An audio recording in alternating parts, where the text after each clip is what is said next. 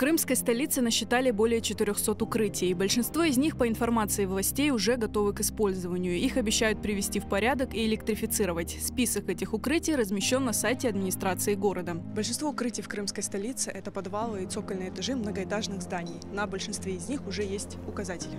Власти крымской столицы утверждают, на обустройство гражданских укрытий потратили несколько миллионов рублей и уверяют, они доступны для всех.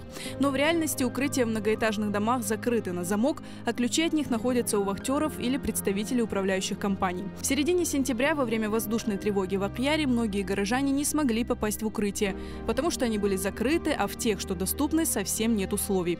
По словам местных властей, чтобы привести все укрытия в порядок, нужны миллиарды.